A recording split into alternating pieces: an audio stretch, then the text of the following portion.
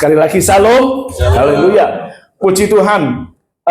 Terima kasih Bapak Gembala yang sudah memberikan tempat untuk menyampaikan kebenaran firman Tuhan. Sebenarnya firman Tuhan ini untuk saya juga. Karena apa? Saya dikasih tema tentang mengikis sifat narsis. Saya itu bingung. Narsis itu biasanya untuk anak-anak muda. Iya. Narsis biasanya untuk anak-anak muda. Tapi kok saya kasih tema ini? Tapi memang tema semua GBI memakai tema untuk menentang sikap narsis.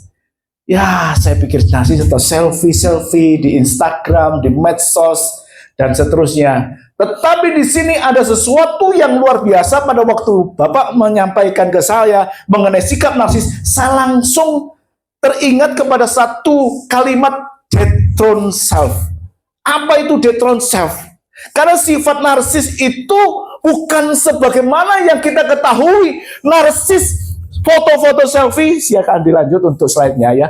Foto-foto selfie, kemudian di-upload di Instagram, di Facebook, kemudian di mana lagi? Semua medsos. Saya juga main TikTok loh sebenarnya, ya kemarin dulu, sekarang sudah enggak. Narsis, itu narsis anak-anak muda.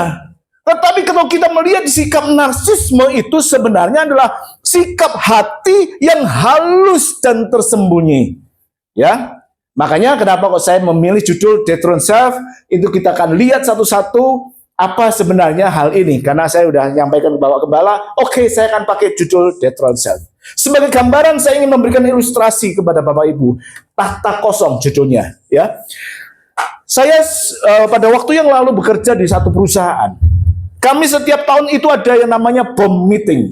Bukan BOM yang itu ya. BOM itu Board of Management. Di situ ada para direktur, ya senior manager ke atas dan owner datang. Ya silakan slide-nya biar semua pada tahu. Judulnya adalah The Decision Seat. Pada waktu semua hadir seperti biasa si PA, personal assistant dari owner itu mengecek setiap kali kursi-kursi yang ada di sana. Dan dia cek apakah ada sesuatu yang kurang, semua perlengkapan, dan kemudian dia bergumam di dalam kursi yang disebut dengan the decision seat. Siapapun yang duduk di kursi ini, saya sudah ada di sini, ngapain juga ke belakang gitu ya. Siapapun yang duduk di kursi ini akan melanjutkan siapa sebenarnya, akan menunjukkan siapa sebenarnya yang memerintah. Jelas sekali. Tetapi kita tahu bahwasanya setiap orang itu masalah menjadi masalah terbesar manusia bukan tidak tahu duduk di kursi mana, tetapi selalu ingin duduk di kursi yang bukan miliknya. Banyak orang yang ingin duduk di kursi yang bukan miliknya. Next. Ya, loh bukan yang klik yang tadi. Ya, mundur. Ya, klik lagi satu. Klik, tidak keluar. Loh. Klik, ada 2 atau 3 hal di sana ya. Nggak bisa? Oke, masalah terbesar adalah bagaimana orang tidak tahu di mana dia duduk sebenarnya. Ini yang menjadi masalah. Ya, tetapi kita melihat di situ menjadi satu pertaruhan. Nggak bisa ya sudah, nggak apa-apa. Saya bisa membaca di sini. Untung saya bawa. Setiap orang mempresentasikan apa yang menjadi bagiannya. Ada yang langsung mempresentasikan dengan proyeksi yang luar biasa. Ada yang langsung menceritakan keberhasilannya, keunggulannya, dan seterusnya. Ada seorang yang lain lagi yang menceritakan forecast ke depan yang luar biasa. Tetapi ada satu kandidat yang akan menduduki kursi itu. Dia mengatakan kursi ini bukan tentang saya. Kursi ini tentang siapa yang saya wakili. Dan itulah yang membedakan dengan yang lain. Karena seorang pemimpin terbesar itu bukan yang penting ingin duduk di tahtanya, tetapi yang paling sadar bahwa tahta itu bukan miliknya. Ya, pemimpin terbesar bukan yang paling ingin duduk di tahta, tetapi yang paling sadar bahwa tahta itu bukan miliknya. Ini adalah sesuatu yang harus kita sadari saat ini, bahwa ada satu tahta di dalam kehidupan kita yang terisi dengan hal-hal yang disebut sebagai narsisme. Supaya nggak lebih bingung apa sih seperti itu dethrone self. Makanya saya ingin memberikan narsisme bentuk-bentuk narsisme yang seringkali dialami oleh orang dewasa. Tidak ada ya? Oke. Narsisme yang seringkali dialami oleh orang-orang dewasa itu mempunyai banyak bentuk. Ya, banyak bentuk yang ada. Yang pertama adalah narsisme dalam persepsi atau pencapaian. Orang seringkali mengatakan, "Wah, saya tidak selfie, Pak. Saya tidak upload di Instagram. Saya tidak menyampaikan di media-media sosial." Kan sekarang TikTok-nya kan macam-macam. Ada yang negatif, ada yang positif. Yang sering main TikTok pasti tahu. Ya, kondisi seperti itu. Saya main TikTok untuk jualan. Karena sekarang saya bukan lagi bekerja. Ada banyak yang seperti itu. Nah, Bapak Ibu Saudara, salah satu narsisme ada dalam persepsi atau pencapaian. Orang ingin dihargai karena gelar yang dimiliki, karena jabatan, karena posisi. Dia bisa merasa dihargai. Sehingga tidak heran kalau orang mempunyai gelar itu panjang sekali. Mulai dari depan sampai belakang kayak kereta api. Dan itu dicantumkan semuanya. Kalau di universitas, kami memang cantumkan pada waktu saya mengajar. Tetapi kalau di gereja, cukup apa adanya. Ya, kalau di universitas mengajar, semua harus dicantumkan. Mulai dari profesor, dokter, bla bla bla bla bla, terus kemudian SHMH, MLM, harus dicantumkan. Lah, inilah bentuk narsisme dalam bidang prestasi. Ada juga narsis dalam pengakuan. Merasa kalau seandainya dia bisa melakukan banyak hal, saya melakukan banyak hal tentang gereja ini, tetapi satu pun tidak ada yang notice. Nggak ada yang merhatiin aku. Waduh, percuma dong aku bangun pagi-pagi siap-siap sampai di sini, nggak ada orang, udah siap-siap, Bapak Gembala nggak lihat. Ada juga yang narsis di dalam pelayanan. Narsis di dalam pelayanan mungkin yang bicara karena itu captionnya adalah Kristus, tetapi yang menjadi spotlight adalah aku. Spotlightnya adalah saya. Bukan lagi glory to Christ, tetapi glory to myself.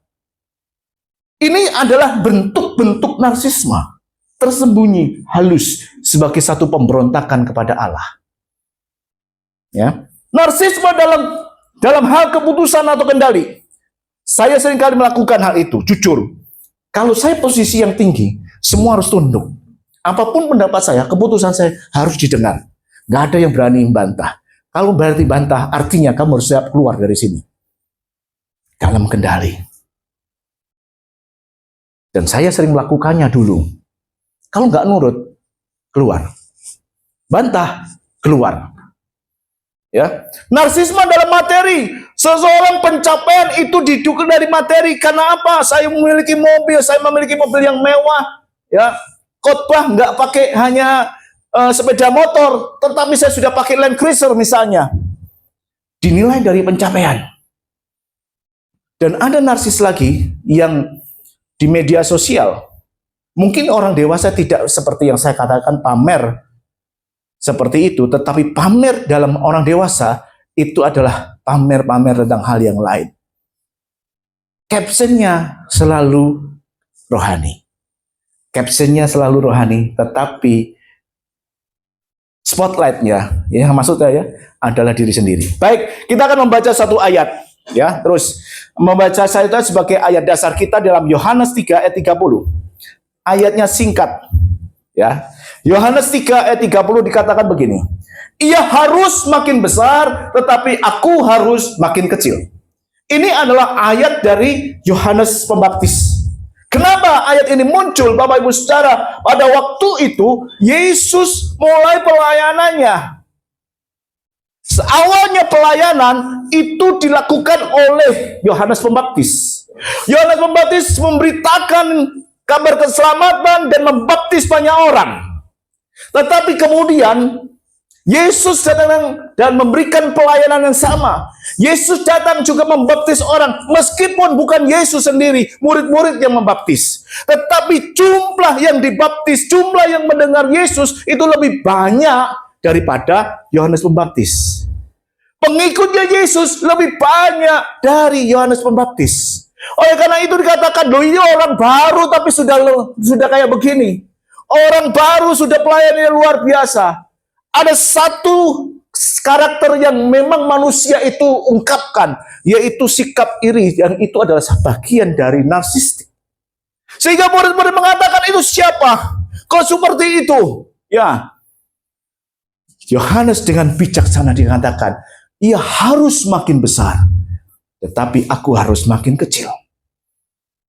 Karena dia tahu apapun yang dikerjakan, itu bukan hanya dari dirinya sendiri. Apapun yang dikerjakan itu adalah dari Allah. Yohanes tahu rencana Allah di dalam dirinya. Dan Yohanes tahu rencana Yesus yang turun untuk menebus dosa manusia. Oleh karena itu dia katakan, siapapun bisa mengatakan itu. Kalau dia berasal dari Allah, akan memperlengkapi. Dan Yohanes dengan bijaksana di ayat yang ke-28, kalau kita mundur, dikatakan, kamu sendiri memberikan kesaksian, aku bukan Mesias, ya. Yohanes 3:28 dikatakan, aku bukan Mesias, tetapi aku diutus untuk mendahulunya. Jadi Yohanes tetap bijaksana. Yohanes bijaksana. Dia menambahkan bahwa kondisi ini tidak masalah. Apalagi dia mengatakan, saya dekat kok dengan Yesus. Yesus itu adalah dua pupu ya Pak Anang ya. Karena kan Maria sama Elizabeth itu saudara sepupu. Kalau Yesus sama Yohanes berarti dua pupu. Saudara dekat, jadi nggak masalah. Tetapi sikap inilah yang ditunjukkan. Sikap untuk tidak. Biasanya pemimpin itu, wow, masih junior kok begitu. Ya, masih junior seperti itu. Tetapi Yohanes dengan rendah hati. Rendah hati, dia rendah hati dan mengaku bahwa Yesus adalah segala sesuatu yang luar biasa, yang nggak masalah. Jadi Bapak Ibu Saudara, kalau kita kembali ke konsep dethrone self, ke slide ya. Dethrone self adalah satu konsep yang berarti memindahkan ego kita, kesombongan kita, egoisme kita dari posisi terpenting dalam kehidupan kita dan menempatkan Tuhan Yesus di atas tahta tersebut. Hal ini melibatkan proses penyerahan diri setiap hari, di mana kita memprioritaskan kehendak Tuhan di atas keinginan kita sendiri, melepaskan kesombongan dan mengejar kesenangan diri sendiri, serta melayani orang lain karena kasih kepada Kristus. Iya, ya terus satu lagi itu sudah dethrone self. Ya. Jadi pada saat kita mengatakan dethrone self itu melepaskan ego. Satu kali lagi, melepaskan ego. Iya. Terus satu lagi, oke, di sana kita melepaskan ego kita. Klik satu lagi, klik satu lagi, terus, nah sudah di sini. Melepaskan ego. Itu yang Tuhan mau dalam kehidupan kita. Pusatnya itu bukan lagi kita, senternya bukan lagi ke kita. Tetapi bisakah manusia melepaskan itu? Bisakah manusia itu bisa melepaskannya? Apalagi kalau dia sudah menjadi pemimpin. Pemimpin rohani yang besar. Maukah dia turun dan melepaskan itu supaya Kristusnya naik? Kita tahu bahwa tanah hati kita itu tidak boleh. Hanya ada Kristus, bukan ego kita. Kristus versus ego. Jadi dalam hati kita itu harus ada, selalu ada yang memerintah. Nanti kita akan lihat siapa yang memerintah dalam kehidupan kita. Siapa yang bertahta dalam kehidupan kita. Karena segala sesuatu seringkali itu adalah ego kita. Ada tahta-tahta yang lain, nanti kita akan bahas seperti itu. Tetapi yang jelas, ada satu tahta yang harus kita letakkan. Ada satu kursi kosong yang harus kita letakkan. Dan situ hanya ada Kristus yang boleh duduk di atasnya. Oleh karena itu, kita harus mengenali di kehidupan kita, apa saja tahta dalam kehidupan kita. Mengidentifikasi kehidupan kita. Next, identify the throne. Kita sadar bahwa tahta di hati kita itu bukan tempat yang kosong. Ada di situ egoisme, ada di situ opini sendiri, ada di situ keinginan-keinginan untuk dipuji, ada di situ ada keinginan pencapaian-pencapaian tertentu, ada keinginan untuk rasa mengendalikan diri. Itu menguasai kehidupan kita. Dan kita tahu di situ ada tahta-tahta yang lain. Yaitu tahta otoritas. Yang saya katakan tadi, kita mempunyai otoritas. Pada saat kita mempunyai posisi tinggi, kita mempunyai kewenangan, kita mempunyai kuasa, kita akan lakukan. Dan itu menjadi bagian dalam kehidupan kita. Kita punya keputusan. Kalau tidak ada keputusan kita, orang lain nggak boleh ambil keputusan. Meskipun keputusan itu salah. Mengenai tahta kehendak itu di dalam kehidupan kita, tahta pengakuan, tahta identitas, itu ada di dalam kehidupan kita. Nah, Bapak Ibu Saudara, bisakah kita melepaskan tahta-tahta ini? Karena kita menyadari, tahta ini milikku, tahta ini bagianku, tahta ini aku kuasai, aku perjuangkan sejak kecil, aku perjuangkan sejak aku pertama kali bekerja. Gak ada yang boleh untuk melanggarnya. Ya. Saya ngomong begini bukan nggak melakukannya, saya lakukan, saya ngalami. Karena sampai sekarang ini nggak ada yang bisa menentang saya. Di tetap sidang-sidang pengadilan, musuh selama ini, saya nggak pernah kalah. 36 tahun saya bekerja. Setiap ada perselisihan, satu kali pun saya nggak pernah kalah. Saya ngomong bukan sombong, tapi itu adalah narsis yang harus saya letakkan. Makanya dengan ketika saya kemudian mengundurkan diri, saya keluar dari perusahaan. Padahal kalau di situ posisi saya lebih mapan. Kenapa? Saya berhubungan dengan orang-orang di sekitar saya, orang-orang angkatan, ya, kolonel di samping kanan kiri saya, dan saya bisa memerintah mereka. Saya di BUJP, mereka kan bagian dari pengamanan. Saya di BUJP kan saya kendalikan, saya di BUJP. BUJP tahu ya, Badan Usaha Jasa Pengamanan. Jadi yang saya gerakkan adalah orang-orang pengamanan. Ya saya memberhentikan kolonel biasa, gitu loh. Tetapi apakah itu keuntungannya? Saya ngomong, enggak juga. Enggak ada damai. Saya letakkan. Saya sudah berhenti, ya, dari sentral pengetahuan. Sudah berhenti. Baru minggu lalu, jobless sekarang ini. Kalau Tuhan kehendaki melayani, ya melayani. Ya sudah, saya mengikuti itu. Saya ingin Tuhan sendiri yang bertata dalam hidup saya. Saya disuruh untuk apa? Untuk melayani Tuhan, saya melayani Tuhan. Ya mohon maaf, bukan saya mengandalkan, tapi Tuhan mau pakai saya menyediakan diri. Kenapa? Saya tahu semuanya berasal dari Tuhan. Seperti Yohanes mengatakan, kalau Tuhan menghendaki semuanya pasti jadi. Kita harus sadar dengan sepenuhnya bahwa tahta ini bukan milik saya. Tahta ini adalah bukan milik saya secara pribadi, tapi diberikan oleh Allah. Jadi kalau kita ngomong narsisme, bukan hanya soal foto Instagram. Narsisme tertinggi adalah ketika kita merasa hidup ini adalah tentang kita. Itu narsisme. Dan sekali lagi, Kristus tidak berbagi dengan ego di dalam tahta itu. Karena hati kita itu hanya satu yang boleh bertahta. Ya, Kristus tidak berbagi dengan ego. Next. Karena apa? Dosa itu tidak selalu muncul sebagai pemberontakan, tetapi muncul sebagai ambisi halus untuk menjadi raja. Lama-lama halus, lama-lama akan kelihatan belangnya, dan semakin lama semakin terang-terangan kalau dia akan menguasai. Hati ini memang harus dilihat. Hati ini harus selalu dikoreksi.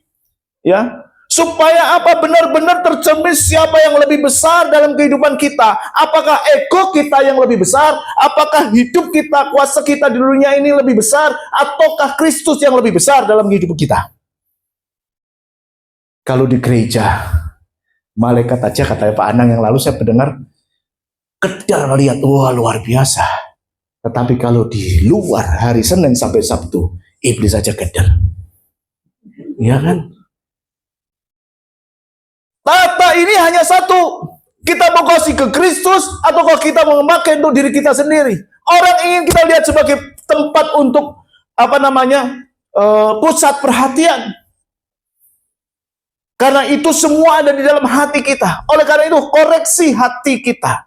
Saya dulu pernah salah dengan mengatakan, udah kalau kondisi seperti ikuti kata hati saja. Ya. Padahal kita tahu di dalam kita menyebutkan bahwa hati itu adalah tempat yang licik. Orang bisa merasa benar padahal salah. Orang bisa menganggap itu suatu rohani padahal itu adalah motivasi ego. Seringkali tersamar. Kelihatannya rohani. Semua medsosnya rohani, tapi kadang-kadang ego yang muncul. Seringkali orang mau mengasihi tetapi dia mencari hormat. Saya nggak perlukan contohkan, tetapi banyak sekali orang memberikan bukan dasar mengasihi, tetapi karena ingin statusnya di medsos, memberi di video, ya kan, seperti itu. Kalau kita bicara untuk mengikuti kata hati, semuanya adalah salah. Karena hati itu penuh dengan kelicikan. Ayatnya dikatakan di dalam Perapatan 3 ayat 40, marilah kita menyelidiki dan memeriksa hidup kita dan berpaling kepada Allah. Ini di perjanjian lama. Di perjanjian baru dalam 2 Korintus 1:13 ayat 5 dikatakan, ujilah dirimu sendiri, apakah kamu tetap tegak di dalam iman. Selidikilah dirimu, apakah kamu tidak yakin akan dirimu. Apakah kamu tidak yakin akan dirimu bahwa Kristus Yesus ada di dalam diri kamu? Sebab jika tidak demikian, kamu tidak tahan uji. Yeremia mengatakan betapa liciknya hati, lebih licik dari segala sesuatu. Hatinya sudah membatu, siapakah yang dapat mengetahuinya? Hati itu licik. Jadi jangan mengatakan ikuti kata hati. Payah, salah. Karena pada saat kita mengikuti kata hati, kita bisa merasa benar, padahal itu salah. Kita menganggap itu hal yang rohani, padahal kita memotivasi ego kita. Kita menganggap itu mengasihi, padahal kita ingin dipuji dan dihormati.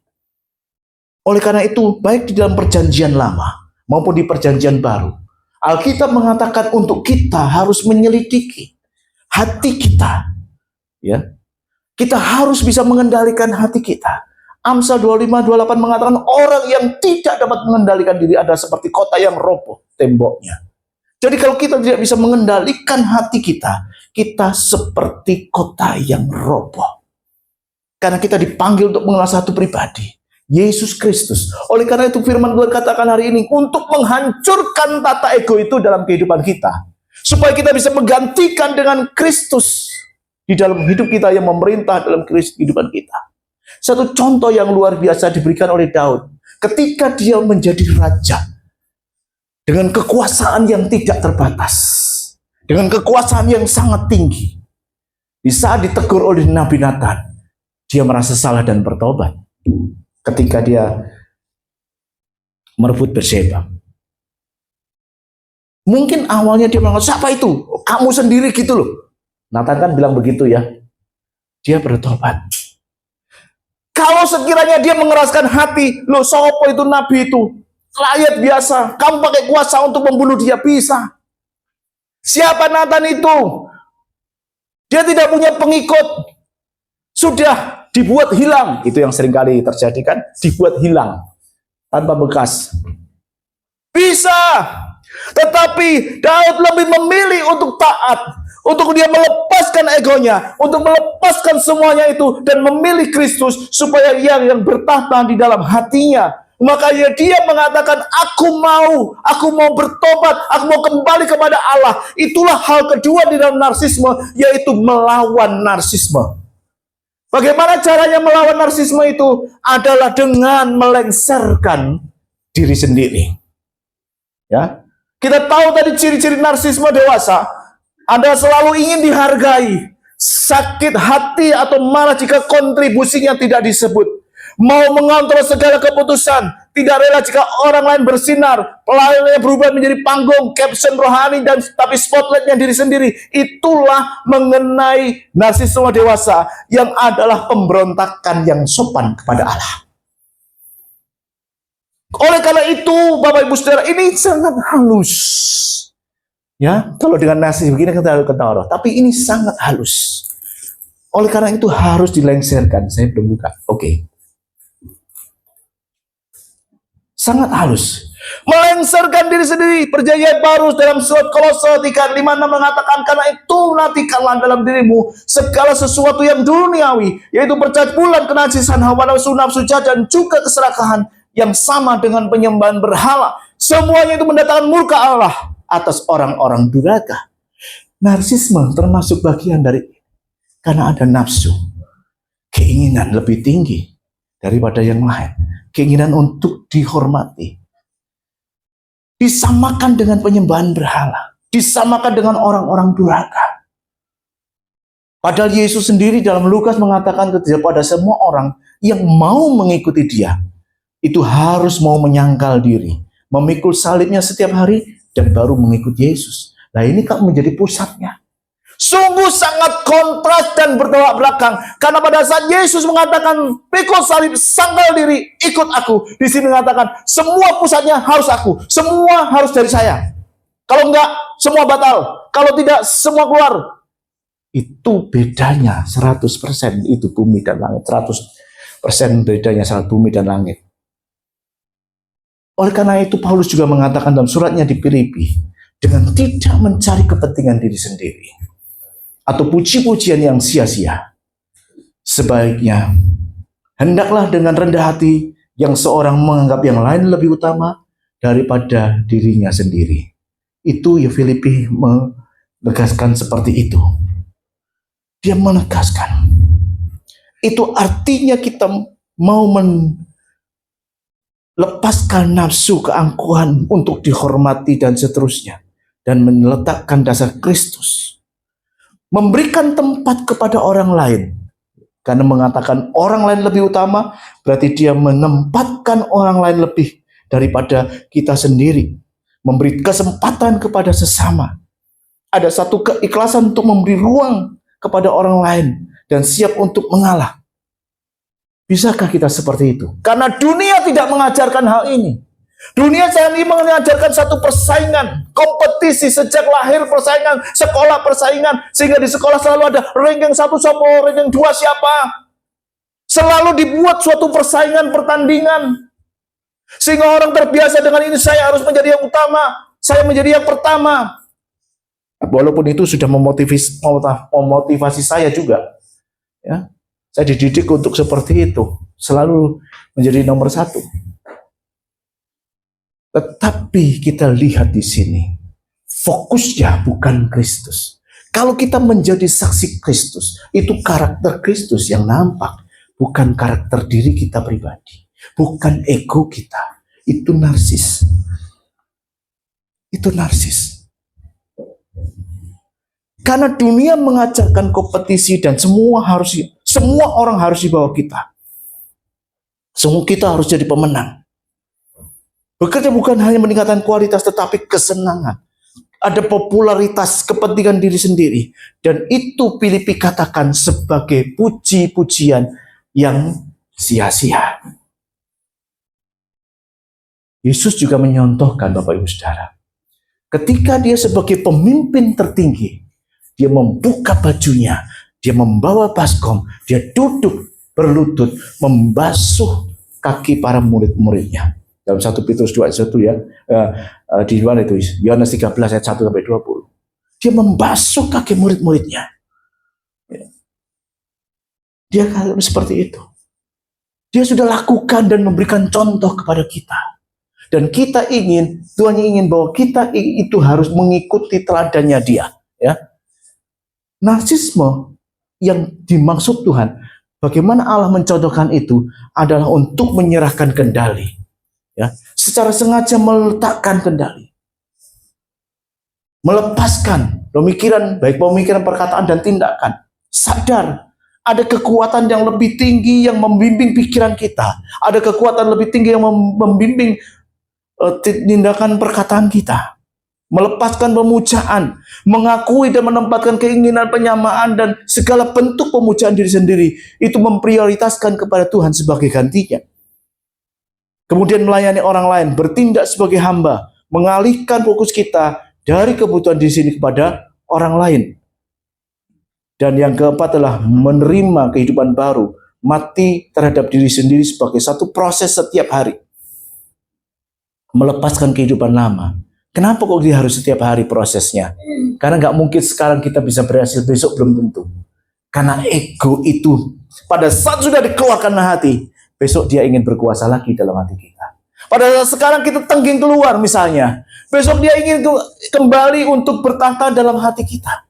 Oleh karena itu cara yang kedua yang harus kita ketahui adalah pada saat kita harus meletakkan Kristus sebagai Raja di dalam kehidupan kita. Menempatkan Kristus sebagai Raja dalam kehidupan kita. Galatia 2:20 mengatakan, namun aku hidup bukan lagi aku sendiri yang hidup, melainkan Kristus yang hidup di dalam aku. Dan hidupku yang kuhidupi sekarang di dalam daging adalah hidup oleh iman dalam Anak Allah yang telah mengasihi aku dan menyerahkan dirinya untuk aku. Jadi kita menggantikan Kristus itu bertahta dalam kehidupan kita. Tahta itu bukan milik kita. Ego itu tidak boleh jadi raja, karena hanya satu tahta, dan itu pun mau bisa serahkan kepada siapa? Ego atau kepada Kristus. Kalau Yesus kita tempatkan menjadi raja, maka kita punya keputusan untuk bertindak sesuai dengan firman. Pelayanan kita bukan untuk dipuji, tetapi untuk memuliakan Tuhan. Pada saat kita tidak dikasih wadah oleh Bapak Gembala, kita tidak akan tersinggung. Kita juga tidak akan merasa dipandang sebagai orang yang hebat. Kenapa? Ada banyak pelayanan. Bahkan Tuhan bisa memakai siapa saja. Orang yang bodoh bagi dunia dipakai Allah.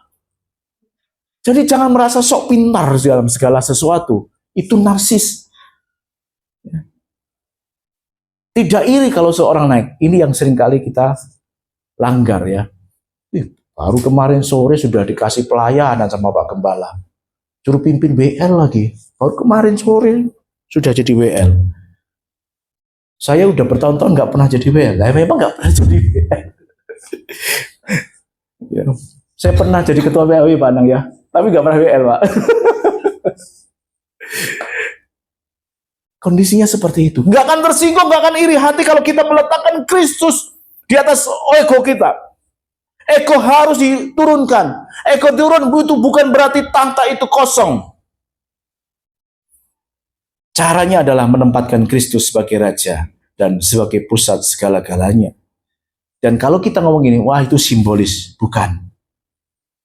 Kita tidak mengatakan itu simbolis saja. Tetapi harus nyata dalam kehidupan kita bahwa Yesus itu harus bertahta. Keputusan untuk tunduk pada firman itu harus menjadi keputusan setiap saat.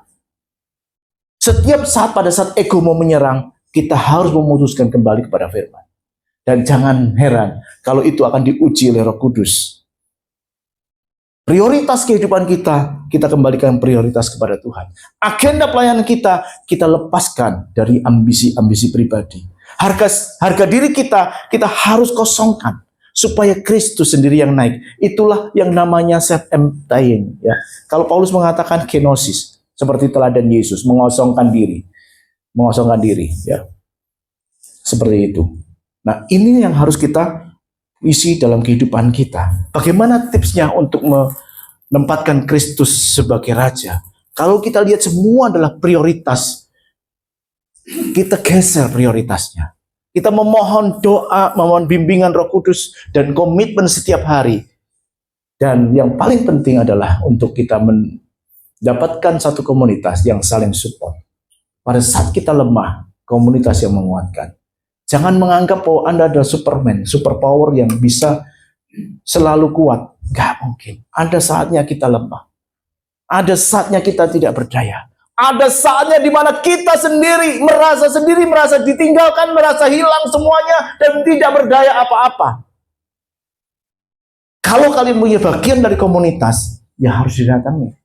Orang yang seperti itu gengsi dong mau datang. Apalagi posisi tertinggi. Makanya pada saat Yohanes Pembaptis itu merasa dirinya tersaingin oleh pelayanan Yesus. Yang ribut itu siapa? Murid-muridnya.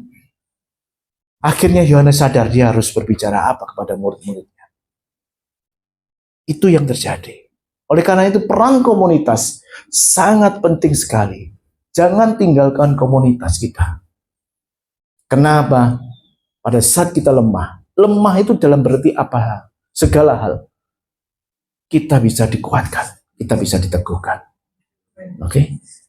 Kemudian yang ketiga adalah menata ulang di identitas diri. Kita tata ulang. Kalau kita udah tahu siapa yang bertahta, kita menyediakan diri untuk menyingkirkan ego itu dari tahta. Tapi kita harus menata ulang dalam kehidupan kita. Karena narsisme itu tumbuh dari identitas yang dibangun kepada prestasi tadi yang saya katakan, pada pencapaian, ya. Aku berhasil ya karena itu yang diinginkan gitu kan. Aku berarti karena berhasil. Ya. Dari kontrol kekuasaan.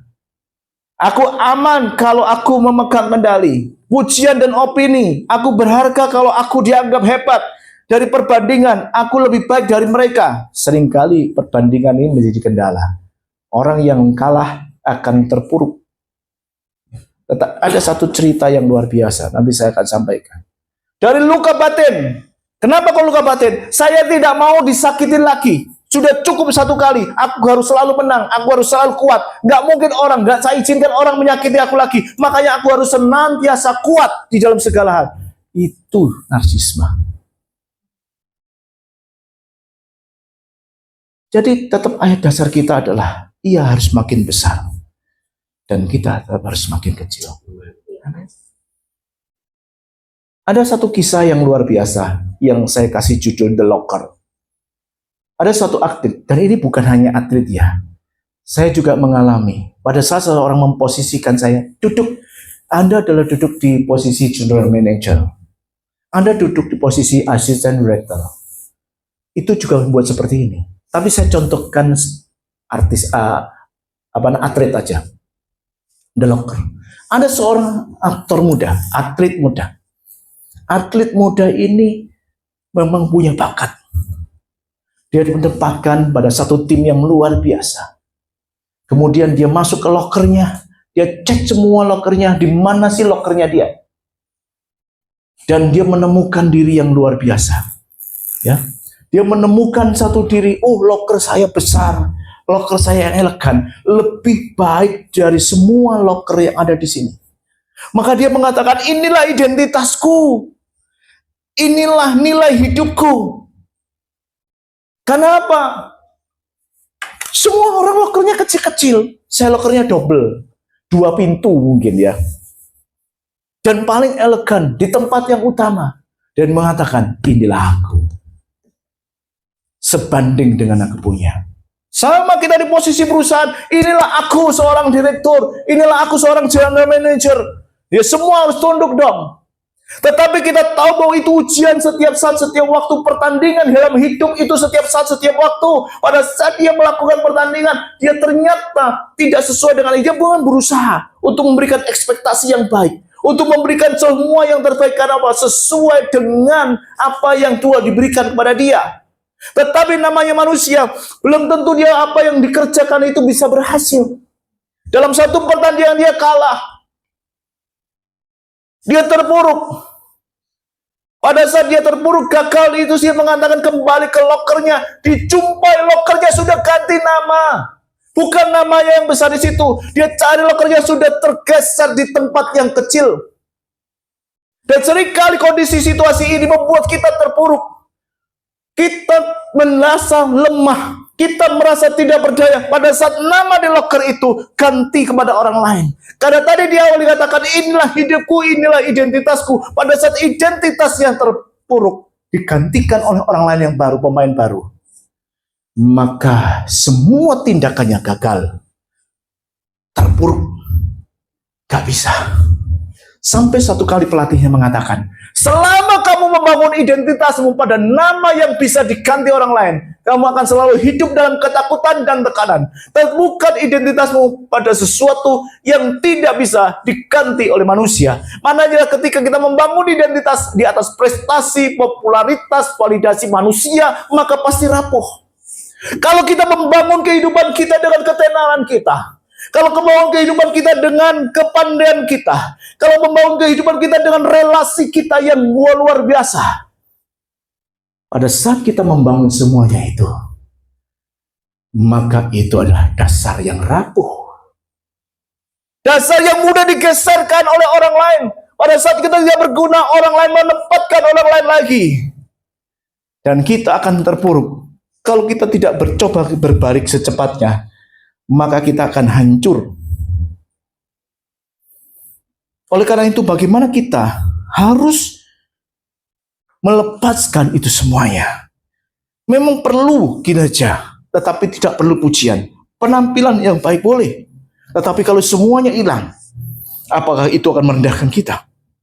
Makanya kenapa katakan menata ulang identitas kita itu perlu. Menata ulang identitas kita. Kalau kita meletakkan pada dasar yang salah, sudah saja kita meletakkan pada dasar yang benar, dasar yang tidak dapat binasa atau digeser oleh orang. Dasar itu adalah dasar Kristus sendiri. Dasar Kristus yang tidak bisa diruntuhkan oleh kegagalan kita. Dasar yang tidak boleh dikoncang oleh keadaan. Karena kita ini dipilih. Kita diterima oleh Allah. Itu bukan sementara. Kita ini diangkat oleh anak. Bukan sebagai pekerja kontrak.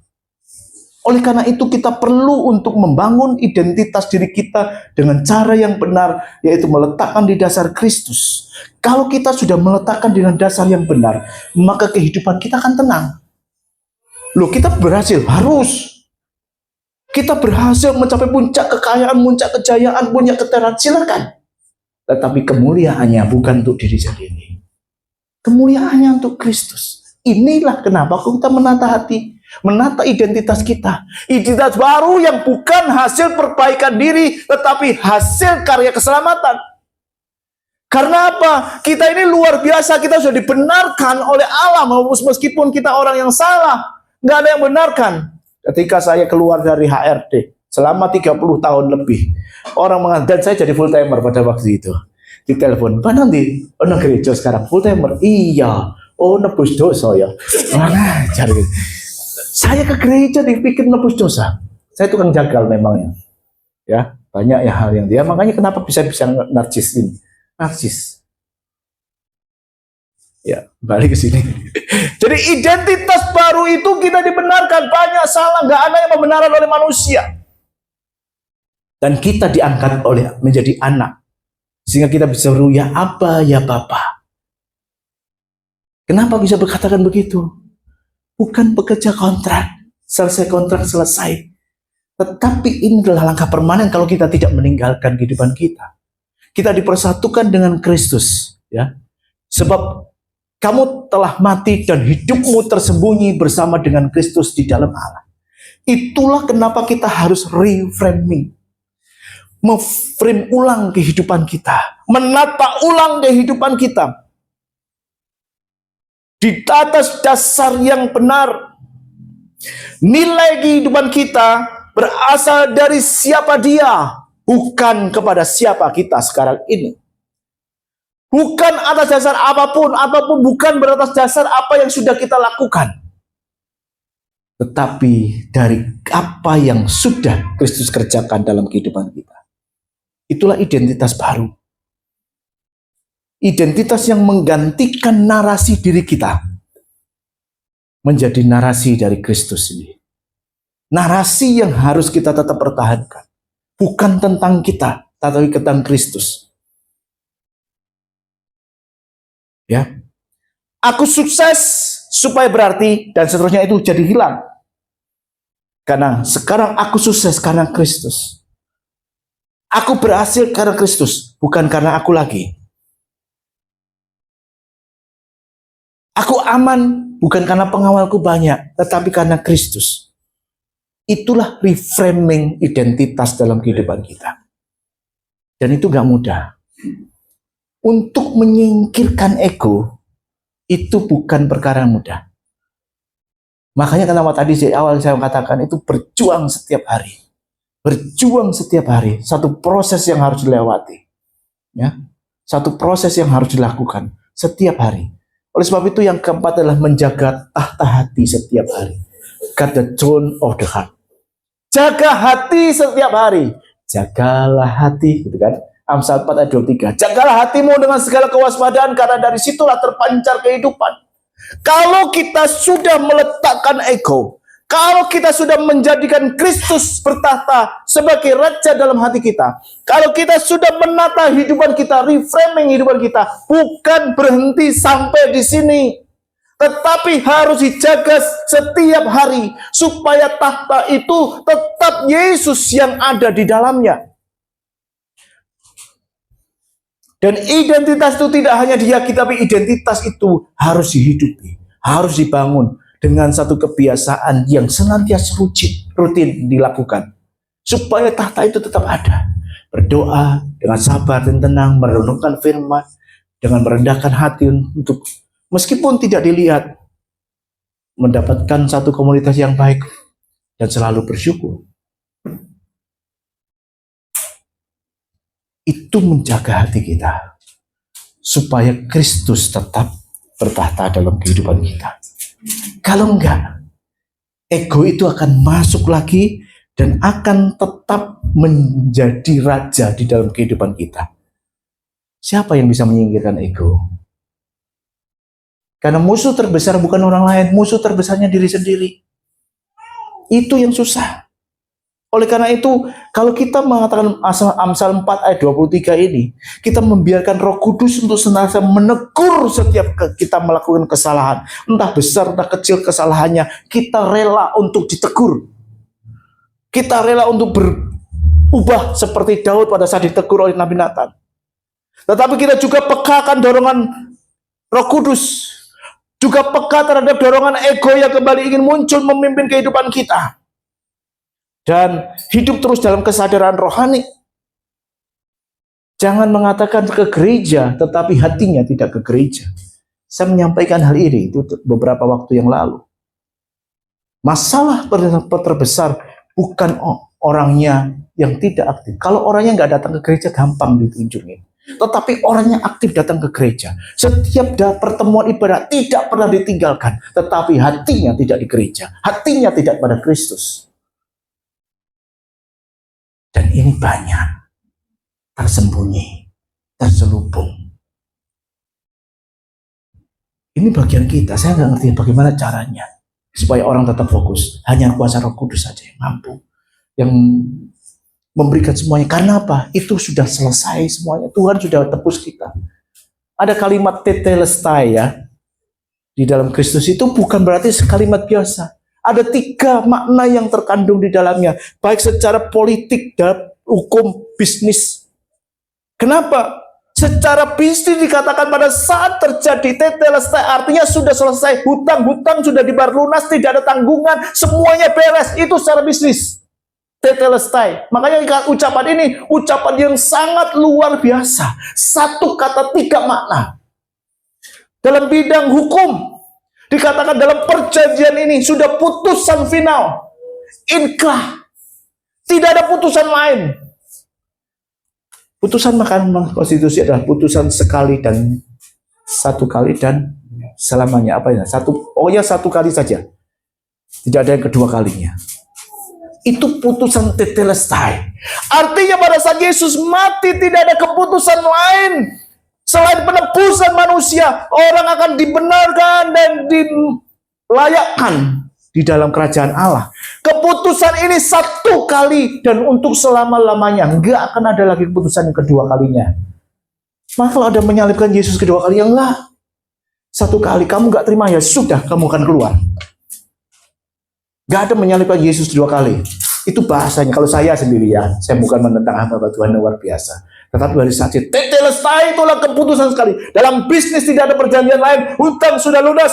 Dalam bidang hukum itu artinya keputusan final. Dan 1 kali di dalam medan pertempuran yang ketiga itu artinya kemenangan mutlak. Sudah selesai, musuhnya habis semuanya, sudah rata semua dengan tanah, nggak ada satupun musuh yang berdiri. Itulah tetelestai. Saya mendapat ini, luar biasa ya. Saya rindu untuk membagikan ini pada Bapak Ibu Saudara. Supaya kenapa? Supaya kita bisa memahami 1 kata itu. Itu seperti kata yang sudah menghancurkan semua hal. Yang terakhir, ya saya sambil tim worship leader mempersiapkan 1 pujian dan maju ke depan 1 quote yang terakhir. Loh, ini muter-muter terus sekarang. Lord Jesus, I dethrone myself, take the throne in me. Tuhan Yesus, aku turunkan diriku, rebut tahta itu dan berkuasalah dalam diriku. Ya, itu menjadi 1 komitmen kita, menjadi 1 tekad kita. Karena identitas kekristenan bukan tentang menjadi versi terbaik dalam diri kita sendiri, tetapi menjadi seperti Kristus karena diri lama kita sudah mati dan digantikan olehnya. Not about me, about Christ. Yesus yang bertata dalam hati kita. Yesus yang bertata dalam kehidupan kita. Bukan tentang saya lagi, tetapi tentang Kristus. Kalau kita menjadi surat terbuka, itu bukan tentang saya, itu tentang Kristus. Kalau kita menjadi karakter Kristus yang terbuka, itu bukan tentang saya, tetapi tentang Kristus.